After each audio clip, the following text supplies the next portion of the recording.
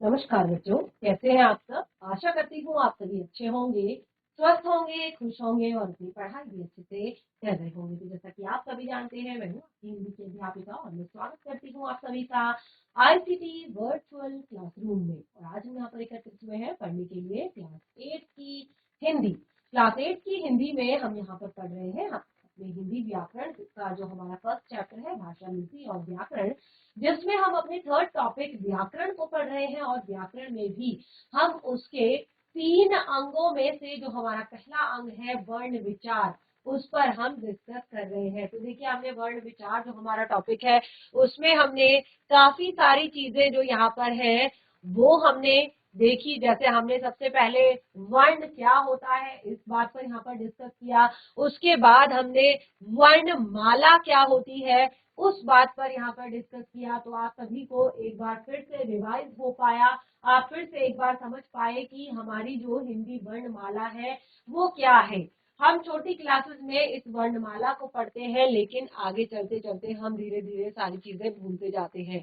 फिर वर्णमाला में हमने वर्णों के 2 भेदों की बात यहाँ पर की, जिसमें पहला भेद था स्वर और दूसरा भेद था व्यंजन। तो स्वर क्या होते हैं ये भी हमने यहाँ पर डिस्कस किया। और उसके लिए हमने फिर से यहाँ पर वर्णमाला को देखा कि जिनका उच्चारण हम बिना किसी अन्य ध्वनि की सहायता से करते हैं उन्हें स्वर कहते हैं। जिनका उच्चारण हम बिना किसी अन्य ध्वनि की सहायता से करते हैं उन्हें स्वर कहते हैं। तो यहाँ पर आप देख सकते हैं जो स्वर है वो अ से लेकर औ तक, अ, आ, ई, उ, री, ए, आई, ओ, औ, ये आपके स्वर हैं। उसके बाद यहाँ पर स्वरों के भी 2 भेद मैंने आपको बताए, 3 भेद एक तरह से हमने यहाँ पर देखे। तो स्वरों के जो ये भेद थे इसमें मैंने आपको बताया, सबसे पहले आपका देखिए ये कुछ स्वर वर्ण है और उसके बाद मैंने आपको इनके भेद बताए। दीर्घ स्वर, और दीर्घ स्वरों में वे स्वर आते हैं जिनके उच्चारण में ह्रस्व की अपेक्षा दुगना समय लगता है। ह्रस्व स्वर क्या होते हैं, जिनके उच्चारण में बहुत कम समय लगता है। तो ह्रस्व, दीर्घ और तीसरा प्लुप्त स्वर हमने यहाँ पर पढ़ा। और इस तरह से हमने स्वरों के तीनों भेदों को यहाँ पर पढ़ लिया था। और लास्ट सेशन में हमने इस टॉपिक को पूरी तरह से डिस्कस कर लिया था। उसके बाद हमारा अगला टॉपिक यहाँ पर स्टार्ट होता है व्यंजन। तो व्यंजन की परिभाषा मैंने आप लोगों को बता दी थी कि किसे कहते हैं व्यंजन, और आप लोगों ने नोट डाउन भी किया था। काफी सारे बच्चों ने इस बात पर डिस्कशन भी यहाँ पर किया था और काफी सारे बच्चों ने व्यंजन की परिभाषा भी मेरे साथ शेयर की थी, मुझे बताई थी यहाँ पर। तो जिस तरह से मैंने यहाँ पर आपको बताया कि जिन वर्णों के उच्चारण में किसी अन्य ध्वनि की सहायता नहीं लेनी पड़ती, जिनका उच्चारण मुख से स्वतंत्र रूप से होता है, वे स्वर कहलाते हैं। तो उसी के जस्ट अपोजिट जिनका उच्चारण किसकी सहायता से होता है, जिनका उच्चारण स्वरों की सहायता से होता है, जिनका उच्चारण स्वरों की सहायता से होता है वे व्यंजन कहलाते हैं। और व्यंजनों के भी 3 भेद, देखिए जिनका उच्चारण स्वरों की सहायता से होता है व्यंजन कहलाते हैं। तो यहाँ पर जो आप ये वर्णमाला देख रहे हैं इसमें अह के बाद जो आपके बाकी के वर्ण हैं ये सब आपके व्यंजन हैं। ये सब क्या है, आपके व्यंजन है और इनका उच्चारण आप स्वर की सहायता से करते हैं। जैसे अगर आप क का उच्चारण करते हैं तो आपको अ स्वर की सहायता लेनी पड़ती है। और उसके बाद मैंने आपको कुछ और भी यहाँ पर बताया था कि इनकी मात्राएं भी होती है। जैसे क और आ की मात्रा, तो ये आपका बनता है का, ठीक है। तो इस तरह से स्वरों की मात्राएं भी होती है। तो इनका उच्चारण चाहे हम मात्रा के साथ करें चाहे हम बिना मात्रा के करें, लेकिन स्वरों का जो एक तरह से व्यंजनों का जो उच्चारण होता है वो हमेशा स्वरों की सहायता से होता है। और यहाँ पर 3 तरह के व्यंजन बताए गए हैं, ऊष्म व्यंजन, स्पर्श व्यंजन, अंतस्थ व्यंजन। स्पर्श व्यंजन, ऊष्म व्यंजन और अंतस्थ व्यंजन, ये 3 तरह के यहाँ पर व्यंजनों के भेद बताए गए हैं। जिस तरह से मैंने आपको स्वरों के भेद बताए, स्वरों के भेद में मैंने आपको पहले बताया आपका ह्रस्व स्वर, जिनके उच्चारण में बहुत कम समय लगता है। उसके बाद दीर्घ स्वर, जिनके उच्चारण में ह्रस्व की अपेक्षा दुगना समय लगता है। जैसे अ, आपका ह्रस्व स्वर है, आ आपका दीर्घ स्वर है, इ आपका ह्रस्व स्वर है, ई आपका दीर्घ स्वर है, उ आपका ह्रस्व स्वर है और ऊ आपका दीर्घ स्वर है। तो ह्रस्व, दीर्घ और लास्ट में प्लुप्त स्वर बताया था, जिसके उच्चारण में ह्रस्व और दीर्घ यानी कि दीर्घ की अपेक्षा या ह्रस्व की अपेक्षा तिगुना समय लगता है। जैसे मैंने उच्चारण में भी बताया था, राम, राम शब्द का उच्चारण करते हैं तो कैसे करते हैं, राम। ओम शब्द का उच्चारण करते हैं तो कैसे करते हैं, ओम। यानी कि ह्रस्व की अपेक्षा तिगुना समय लगता है, 3 गुना समय लगता है। बिल्कुल उसी तरह से आपके जो व्यंजन है उसके भी 3 भेद यहाँ पर बताए गए हैं, आप देख सकते हैं, स्पर्श व्यंजन, ऊष्म व्यंजन और अंतस्थ व्यंजन। थोड़ा थोड़ा आपको नाम से ही यहाँ पर क्लियर हो रहा है कि कैसे होते हैं ये स्पर्श व्यंजन, क्या होते हैं ऊष्म व्यंजन, क्या होते हैं अंतस्थ व्यंजन। तो देखिए, स्पर्श व्यंजन, अंतस्थ व्यंजन, ऊष्म व्यंजन। तो देखिए, सबसे पहले जो यहाँ पर स्पर्श व्यंजन हमारा जो ये शब्द है, स्पर्श व्यंजन का क्या अर्थ है, क्या होते हैं स्पर्श व्यंजन। तो देखिए, कुछ जो व्यंजन होते हैं, यानी कि जिन व्यंजनों का उच्चारण करते वक्त जो वायु होती है, जिन व्यंजनों का उच्चारण करते वक्त जो वायु होती है, वो सबसे पहले कंठ, ओष्ठ, जीवा आदि पर स्पर्श होते हुए बाहर आती है। यानी कि अगर हम उच्चारण कर रहे हैं व्यंजन का और जो उच्चारण करते वक्त वायु है वो कंठ को, जीवा को और ओष्ठ को स्पर्श करते हुए बाहर आएगी, उसको कहते हैं स्पर्श व्यंजन। ठीक है, कंठ, ओष्ठ, जीवा, तालव्य या बहुत सारी, देखिए पूरे एक तरह से मुंह में से जब हम उच्चारण करते हैं तो वायु जो है स्पर्श करते हुए बाहर आती है, तो इसीलिए इन्हें कहते हैं स्पर्श व्यंजन। तो यहाँ पर जो आपकी पूरी वर्णमाला है, इसमें क से म तक, क से म तक के 25 व्यंजन स्पर्शी होते हैं। क से म तक के 25 व्यंजन स्पर्शी होते हैं।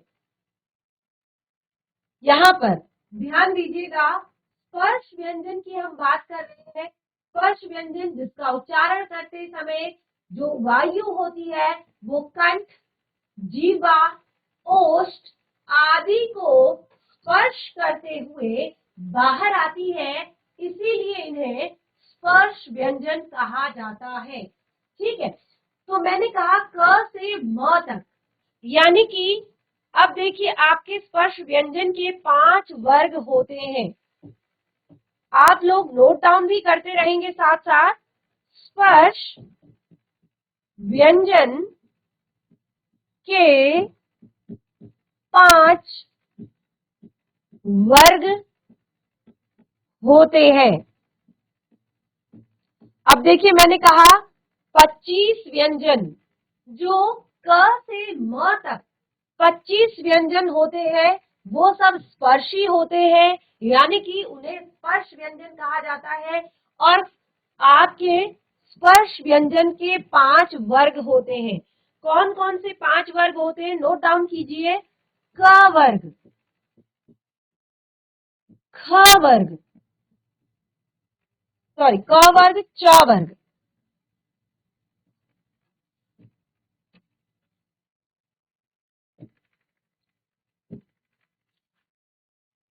च वर्ग। अब आप देखिए कैसे 25 व्यंजन होंगे, ध्यान दीजिएगा। जो आपका एक वर्ग होता है उस प्रत्येक वर्ग में, एक वर्ग में 5 व्यंजन होते हैं, एक वर्ग में 5 व्यंजन होते हैं। क, ख, ग, घ और ड। अब देखिए आप 1, 2, 3, 4, 5, ये आपका क वर्ग है, क से ड तक। उसके बाद च वर्ग, च, छ, ज, झ, य। इसमें भी आपके ये 5 व्यंजन है, ठीक है। इसी तरह से आपका ट वर्ग, उसके बाद आपका त वर्ग,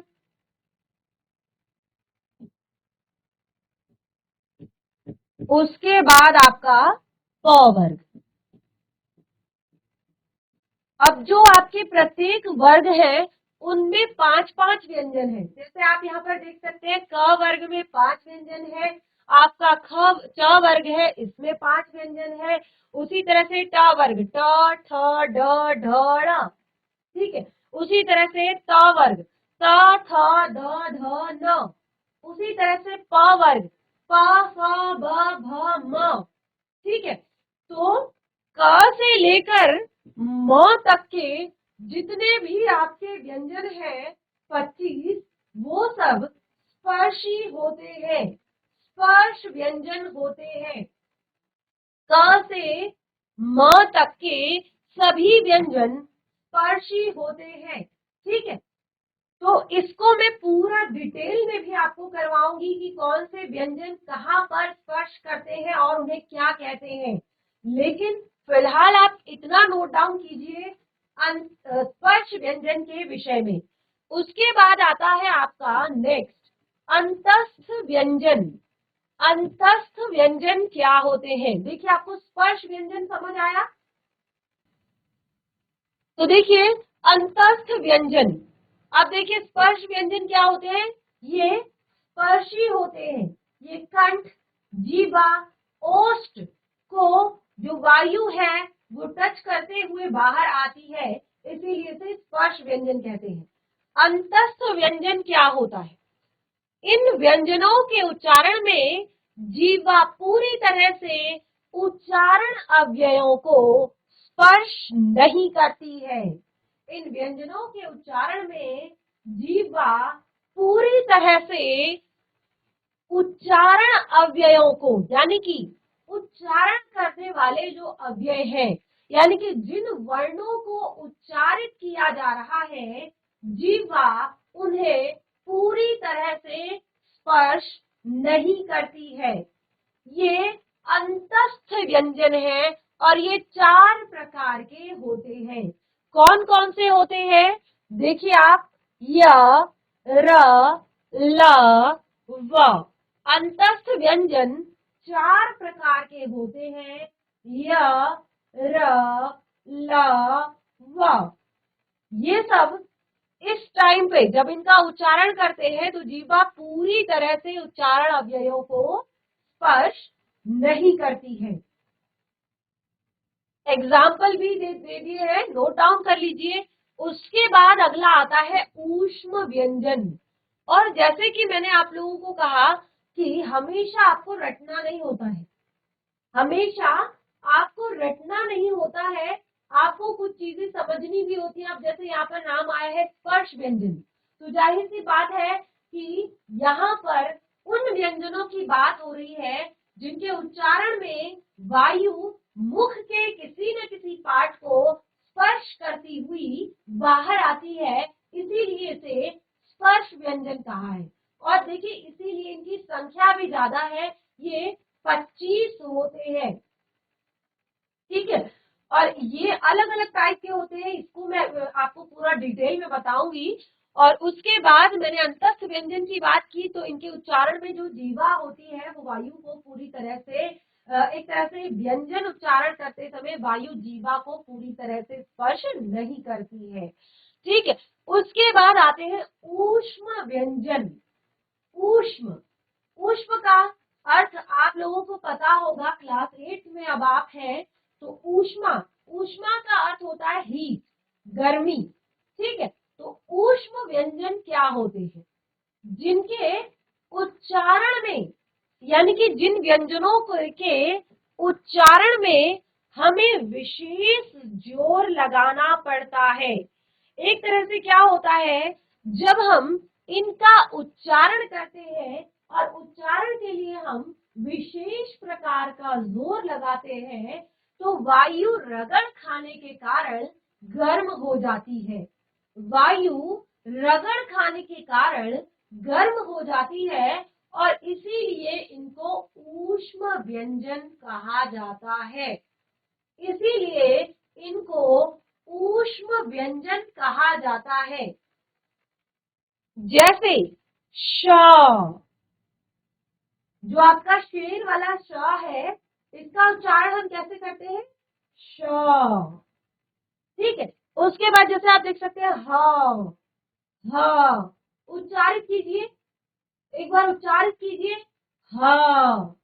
तो जब हम ह का उच्चारण करते हैं तो क्या होता है कि वायु कंठ से आ रही है और हमें जोर लगाना पड़ रहा है उच्चारण के लिए, जिस कारण एक वाइब्रेशन सी हो रही है और उसी के कारण जो वायु है वो गर्म हमारे मुख से आती है और इसीलिए हम इसे कहते हैं ऊष्म व्यंजन। तो तीन तरह के व्यंजन, जिस तरह से तीन तरह के स्वर हमने यहाँ पर पढ़े थे, बिल्कुल उसी तरह से तीन तरह के व्यंजन भी हमने यहाँ पर पढ़े और ये मैंने केवल यहाँ पर आपको परिभाषा बताई है। स्वर और व्यंजन जो यहाँ पर हमने पढ़े हैं, तो केवल एक तरह से मोटे तौर पर हम इसको पढ़ रहे हैं कि जो हमारे व्यंजन होते हैं वो क्या होते हैं, ये हम यहाँ पर पढ़ रहे हैं। तो देखिए, ये इतना आप सभी ने नोट डाउन कर लिया होगा अपनी कॉपी में। तो अब हम आगे बढ़ते हैं। तो देखिए, हमने यहाँ पर जो वर्णमाला है उसे क्लियर कर लिया, स्वरों के भेद क्लियर कर लिए, स्वरों के उच्चारण के आधार पर स्वरों के जो दो भेद हैं वो हमारे शेष है, जिसमें हमें अनुस्वार और अनुनासिक पढ़ना है। लेकिन जो व्यंजनों का वर्गीकरण है, एक तरह से मोटे तौर पर हम व्यंजनों का वर्गीकरण कर चुके हैं। यानी कि मोटे तौर पर हमने यहाँ पर क्लियर कर दिया कि व्यंजन जो है वो तीन प्रकार के होते हैं। कौन कौन से? आपके स्पर्श व्यंजन, अंतस्थ व्यंजन, ऊष्म व्यंजन। स्पर्श व्यंजन, अंतस्थ व्यंजन और ऊष्म व्यंजन। लेकिन जैसे कि मैंने आपको बताया कि स्पर्श व्यंजन जो होते हैं उनका जो उच्चारण होता है वो क्या होता है? उनके उच्चारण में वायु कंठ, जीवा, ओष्ठ, तालव्य आदि स्थानों पर क्या होती है? आदि को टच करते हुए, छूते हुए, स्पर्श करते हुए बाहर आती है। तो व्यंजनों को उच्चारण की दृष्टि से, यानी कि उच्चारण के आधार पर दो भागों में यहाँ पर विभाजित किया है। एक तरह से इनके उच्चारण स्थान के आधार पर और दूसरा प्रयत्न के आधार पर। जो आपने नोट डाउन किया है उसके आगे आप इसको यहाँ पर लिख सकते हैं, उसके आगे से कंटिन्यू कर सकते हैं। तो सबसे पहला है उच्चारण स्थान, यानी कि हम व्यंजनों का उच्चारण कहाँ से कर रहे हैं? कंठ से कर रहे हैं, तालव्य से कर रहे हैं, ओष्ठ से कर रहे हैं, जीवा से कर रहे हैं। उसके आधार पर यहाँ पर हमने व्यंजनों को बांटा है। तो देखिए, उच्चारण के स्थान के आधार पर जो आपके व्यंजन होते हैं वो कुछ इस प्रकार से होते हैं। सबसे पहला है यहाँ पर कंठ से। अब देखिए, मैंने आपको बताया जो स्पर्श व्यंजन होते हैं वो संख्या में 25 होते हैं। कितने होते हैं? संख्या में 25 होते हैं। अब यहाँ पर ये उच्चारण के आधार पर देखिए, वो एक कॉमन सी चीज थी जो आपको एक तरह से याद होनी थी। अब यहाँ पर डिटेल में सब पढ़ाया जा रहा है व्यंजनों को। तो कंठ से देखिए, गले से जिन व्यंजनों का उच्चारण करते हैं, इसी तरह नोट डाउन करेंगे बिल्कुल अपनी कॉपी पे। कंठ से जिन व्यंजनों का उच्चारण करते हैं वो कुछ इस तरह से है: क, ख, ग, घ, ड।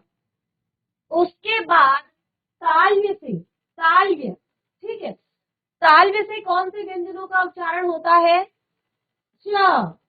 उच्चारित कीजिए, च, छ, ज, झ, य।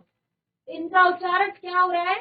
ताल्व्य से, ठीक है, यानी कि तालु से। उसके बाद मूर्धन्य, मूर्धन्य अर्थात मूर्धा से जिनका उच्चारण होता है: ट, ठ, ड, ढ, ळ, ढ, ढ, त, ढ तथा श, ठीक है। अब दंत्य से, दंत्य अर्थात दांतों से जिनका उच्चारण होता है, यानी कि जब दांतों को वायु टच करती है, छूती है, स्पर्श करती है। त, थ, द, ध, न। तो कहां पर टच हो रही है जीवा? दांतों पर, ठीक है, दांतों से इनका उच्चारण हो रहा है। ओष्ठ, ओष्ठ से किन व्यंजनों का उच्चारण होता है? अब देखिए, ओष्ठ यानी कि होठों से प, उच्चारण करते वक्त वायु कहां पर स्पर्श हो रही है? ओष्ठ पर। ब, भ और म। आप देखेंगे ये जो पांचों वर्ण है हमारे, इनका उच्चारण ओष्ठ से हो रहा है, ठीक है, इनका उच्चारण ओष्ठ से हो रहा है। उसके बाद दंत मूल, दंत मूल अर्थात बिल्कुल दांतों के मूल स्थान से, जड़ों से। न, व, र, ल, दंत मूल से। उसके बाद दंतोष्ठ, यानी कि दांत और ओष्ठ दोनों से, क्योंकि निचले ओठ और ऊपर के दांतों से। व, प, निचले ओष्ठ। अब आप देखेंगे, नीचे वाला ओष्ठ और ऊपर वाले दांत जब हमारे टच होते हैं, तब हम इनको उच्चारण कर पाते हैं। व, ऊपर वाले दांत टच हो रहे नीचे के ओष्ठों पर। प, देख सकते हैं आप। इसी तरह से स्वर यंत्रीय, कुछ जो हमारे व्यंजन होते हैं वो स्वर यंत्रीय होते हैं। स्वर यंत्र यानी कि डायरेक्ट गले से, स्वर यंत्र यानी कि डायरेक्ट गले से। और जैसे कि मैंने आपको बताया था कि ये एक ऊष्म स्वर भी है, क्योंकि इसका उच्चारण करने में हमें एक विशेष तरह का जोर लगाना पड़ता है, और इसीलिए इसको हमने ऊष्म व्यंजन भी कहा। तो स्वर यंत्रीय, स्वर यंत्र से बिल्कुल यहां से इसका उच्चारण होता है ह। आप देखेंगे अगर आप ह का उच्चारण करेंगे तो आपको यहाँ पर एक वाइब्रेशन होगी। ह, सीधे इसका उच्चारण होता है गले से, ठीक है, इसीलिए इसको कहते हैं स्वर यंत्रीय व्यंजन, ठीक है। तो ये तो था उच्चारण के स्थान के आधार पर व्यंजनों का वर्गीकरण। वहां पर हमने मोटे तौर पर पढ़ा कि 3 प्रकार के होते हैं। यहाँ पर अब हम कहाँ कहाँ से इनका उच्चारण करते हैं, वो सारी चीजें हमने यहाँ पर पढ़ी। उसके बाद देखिए, जो ये चित्र है यहाँ पर आपको इसी तरह से दर्शाया गया है। आप देख सकते हैं कि कुछ जो होते हैं दंत से जो होते हैं, जैसे मैंने आपको बताया त वर्ग, जैसे ल और श, मूर्धा, मूर्धा से त, र, व, त, र, श, ठीक है। ओष्ठ से ऊ, ऊ और प वर्ग के सारे व्यंजन, ठीक है। उसके बाद कंठ से अ, आ और क वर्ग के सारे व्यंजन और ह। उसके बाद देखिए ये उच्चारण के स्थान 5 है और उनके अलग अलग यहाँ पर उच्चारण भी बताए गए हैं कि कहाँ से कौन सा जो व्यंजन है वो उच्चारित होता है। तो देखिए यहाँ पर इसको आप बिल्कुल इसी तरह से अगर बनाना चाहें, आपकी अगर आपके पास बुक है तो आप उसमें से बना सकते हैं और उस पर आप लिख सकते हैं, तो ये बहुत अच्छे से आपको क्लियर हो जाएगा। बहुत अच्छे से आप इसको याद भी कर पाएंगे कि कौन सा व्यंजन कहाँ से किस तरह से उच्चारित होता है, ठीक है। उसके बाद देखिए ये सारी उच्चारण के स्थान के आधार पर हमारा जो वर्गीकरण है वो क्लियर हो गया है हमारा कि किस किस तरह से हमारा कौन कौन सा व्यंजन उच्चारित होता है। अब प्रयत्न के आधार पर, प्रयत्न के आधार पर व्यंजनों का उच्चारण कि हम किस तरह का प्रयत्न हम करते हैं कौन से व्यंजन के उच्चारण में। तो देखिए प्रयत्न के आधार पर व्यंजनों का वर्गीकरण 3 प्रकार से किया जाता है। एक है अघोष, एक है सघोष और देखिए अघोष क्या है, जिन व्यंजनों के उच्चारण में स्वर यंत्रियों में गूंज उत्पन्न नहीं होती, यानी कि जो हमारी स्वर यंत्री है उसमें गूंज उत्पन्न जब नहीं होती, यानी कि हमारा जो प्रयत्न होता है वो बहुत लाइट होता है, बहुत सॉफ्ट होता है, तो उनको कहते हैं अघोष, कोई भी आवाज नहीं होती। तो वो है आपके क, ख, च, छ, ट, ठ, त, थ, प, फ। वर्गों में पहले तथा दूसरे व्यंजन फ और श और श, ये सारे क्या है आपके अघोष। सघोष क्या है, इसके जस्ट अपोजिट स्वर तंत्रियों में कंपन पैदा जहां पर होती है उन्हें कहते हैं सघोष। जैसे ग, उच्चार कीजिए ग, घ, ढ, य, झ। वर्गों में के तीसरे, चौथे और पांचवें व्यंजन य, ढ, ज, य, र, ल, व तथा सभी स्वर, ये सब क्या है सघोष है, यानी कि जिनके उच्चारण में क्या होता है स्वर यंत्रियों में कंपन पैदा होती है।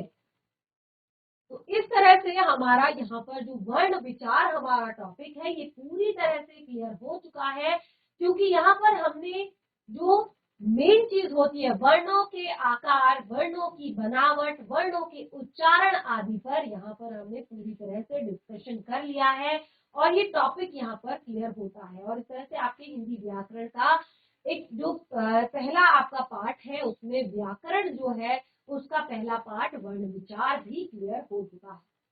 आज के सेशन में जो कुछ भी पढ़ा है उसको घर पर रिवाइज कीजिए, कोई भी डाउट होता है उसे नेक्स्ट सेशन में क्लियर कीजिए। बाकी हम मिलेंगे अपने नेक्स्ट सेशन में एक नए पार्ट के साथ, तब तक के लिए धन्यवाद। आपका दिन शुभ हो।